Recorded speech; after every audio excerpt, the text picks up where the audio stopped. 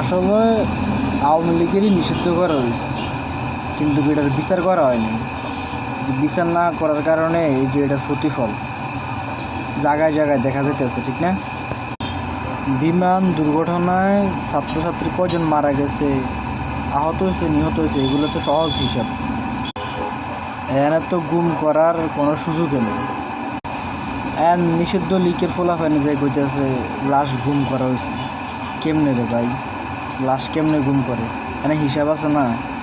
আজকে কয়জন ছাত্র আইছে বা আয়ে নাই, তাছাড়াও প্রত্যেক ছাত্র ছাত্রীর পরিবার তো আছে নাকি? কেউ যদি কারো সন্তান না পায়, কইব না যে আমি আমার সন্তান পাইতেছি না, বা ওর আহত হয়েছে না নিহত হয়েছে কোনো খোঁজ খবর নাই।